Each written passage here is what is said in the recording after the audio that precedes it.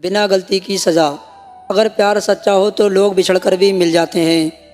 नित्या की शादी को लगभग 1 साल भी नहीं हुआ था और उसका तलाक हो गया। नित्या के घर वालों ने ज़बरदस्ती नित्या की शादी करवा दी थी। शादी के कुछ 3 महीने बाद ही उसके पति राकेश का व्यवहार बदल गया। वो नित्या से हमेशा झगड़ाई करता रहता था। राकेश एक कंपनी में काम करता था और रोज़ शाम को देरी से घर आता था क्योंकि ऑफिस के बाद वो दारू पीने के लिए रुक जाता था। घर आकर वो नित्या से हर छोटी छोटी बात पर बहस करता था, उसे खरी खोटी सुनाता था। वो नित्या को ये भी बोल देता था कि चली जा तू यहाँ से, मुझे तेरी ये ज़रूरत नहीं, बहुत मिल जाएंगी तेरी जैसी। नित्या उसका ये व्यवहार चुपचाप सहन करती थी। उसने अपने घर पर भी इसके बारे में कुछ नहीं बताया था। वो अपने घर वालों से नाराज़ थी।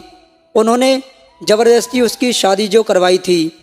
नित्या अविनाश से प्यार करती थी और जब ये बात नित्या के घर वालों को पता चली तो उन्होंने ज़बरदस्ती उसकी शादी करवा दी। अविनाश उस वक्त कुछ नहीं जानता था क्योंकि नित्या के पापा ने अविनाश के खिलाफ पुलिस कंप्लेन कर दी थी कि वो नित्या को परेशान करता है और इसी कारण वो कुछ दिनों के लिए जेल में था। ये सब के बारे में नित्या को नहीं पता था। नित्या अपनी शादीशुदा ज़िंदगी में बहुत परेशान थी। कुछ महीने ऐसा ही चलता रहा। राकेश थोड़ा भी नहीं बदला था। फिर नित्या ने सोचा कि अब वो और उस रिश्ते में नहीं रह सकती और उसने राकेश से तलाक लेना चाहा और नित्या ने इसका फ़ैसला कर लिया था और फिर उनका तलाक हो गया। तलाक के बाद नित्या ने अपने मम्मी पापा को सब कुछ बता दिया और उन्होंने नित्या को बहुत डांटा कि क्या हो गया था कि तलाक ले लिया, अब क्या करेगी, कहाँ जाएगी, कौन करेगा इससे शादी। ये सब सुनकर नित्या ने उनके साथ रहने से इनकार कर दिया। वो एक छोटी सी कंपनी में काम करने लगी और कंपनी द्वारा दिए गए घर में रहती थी। उसे कभी कभी अविनाश की बहुत याद आती थी, लेकिन उसने अविनाश से कभी संपर्क करने की कोशिश नहीं की। वो सोचती थी कि अब उसे किसी पर बोझ नहीं बनना है। वो अपने पैरों पर खड़ा होना चाहती थी। वो अपना पूरा समय अपने काम को देती थी।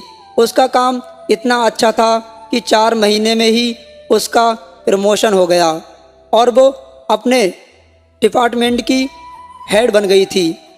और प्रमोशन के 1 महीने बाद उसे उसकी कंपनी की तरफ से एक मीटिंग अटेंड करने के लिए विदेश जाने का अवसर मिला। नित्या अपने काम में बहुत तरक्की कर रही थी। अब उसके मम्मी पापा को भी नित्या पर बहुत फ़ख्र महसूस हो रहा था। अब वो पछताते थे कि उन्होंने उसकी शादी गलत घर में कर दी थी। नित्या विदेश जाने की बात से बहुत खुश थी। 4 दिन बाद उसका टिकट था। उसे कुछ ख़रीदारी भी करनी थी। फिर वो अपने ऑफिस के पास एक मॉल में गई। उसे कपड़े और कुछ मेकअप का सामान लेना था। वो मॉल में घूम रही थी, कपड़े देख रही थी। तभी किसी ने पीछे से उसके कंधे पर हाथ रखा। वो पीछे मुड़ी देखने के लिए और वो बिल्कुल अपने आँखों पर विश्वास नहीं कर पा रही थी।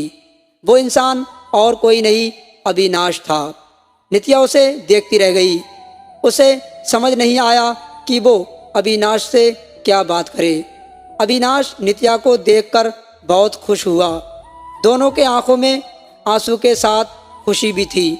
अविनाश ने पूछा, तुम यहाँ अपने पति के साथ हो या नहीं? नित्या उससे नज़रें चुरा रही थी और बोल रही थी। अविनाश ने पूछा, कैसी हो? नित्या उससे बात नहीं करना चाहती थी और वो चाहती थी अविनाश को पता चले कि उसका तलाक हो गया है और अब वो अकेली रहती है। अविनाश उससे पूछे जा रहा था। उसने बोला, कुछ बोलो। अविनाश उसे रोज़ फ़ोन करके उसका हाल चाल पूछता रहता था। 1 हफ्ते बाद नित्या अपनी मीटिंग ख़त्म करके लौट आई थी। अविनाश उसे मिलने के लिए बोल रहा था, लेकिन नित्या अपने ऑफिस के बहुत व्यस्त रहती थी। उसने कहा कि हम रविवार को मिलेंगे। फिर वो दोनों रविवार को उसी मॉल में मिले। अविनाश ने पहले उसकी मीटिंग और काम के बारे में पूछा कि सब ठीक चल रहा है या नहीं। नित्या ने हाँ सब ठीक है। फिर अविनाश ने उससे शादी का पूछा।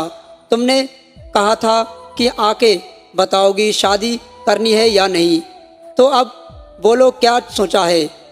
नित्या तो अविनाश से प्यार करती थी और अब उसे मौका मिला था अपने प्यार के साथ पूरी ज़िंदगी बिताने का। उसने हाँ कह दिया। दोनों बहुत खुश थे।